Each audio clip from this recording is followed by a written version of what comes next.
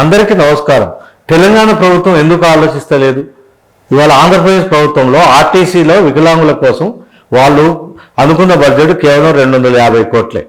250 కోట్లు అంటే చిన్న బడ్జెట్ ఇది. అంటే ఆంధ్రప్రదేశ్లో ఎక్కువ మంది వికలాంగులు ఉంటారు, పెద్ద రాష్ట్రం తెలంగాణ. ఆంధ్రప్రదేశ్కు 13 లక్షల పైన వికలాంగులు ఉంటే మన తెలంగాణలో 10 లక్షల పైనే ఉన్నారు. అంటే ఇది సుమారుగా 2011 వికలాంగుల జనాభా లెక్కింపులు. ఈ ఆంధ్రప్రదేశ్ కంటే తక్కువ బడ్జెట్ అంటే మనకు 200 కోట్లు కూడా పెద్దగా ఖర్చు ఉండదు. మరి ఆల్రెడీ మనకు జిల్లాలో సగం ఉంది, సిటీలో ఫ్రీ ఉంది.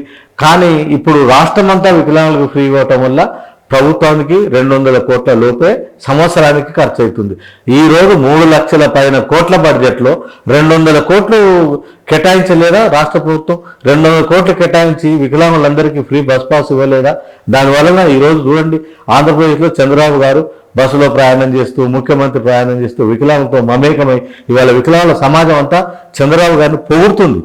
దేశంలోనే ఆయనకు చరిత్ర మిగులుతుంది. మరి తెలంగాణలో మరి ఒకే రాష్ట్రంలాగా ఉమ్మడిలాగా మనం ఉమ్మడి రాష్ట్రంలో కలిసి ఉన్నాం. మీరు ఈరోజు తెలంగాణ వేరైన తర్వాత మనకెందుకు అన్యాయం జరుగుతుంది? తెలంగాణ ముఖ్యమంత్రి శ్రీ రేవంత్ రెడ్డి గారు వెంటనే ఆలోచించి ఆంధ్రప్రదేశ్ ఆదర్శంగా తీసుకొని వికలాంగులకు వెంటనే ఉచిత బస్ పాస్ కల్పించే ప్రయత్నం చేయాలి.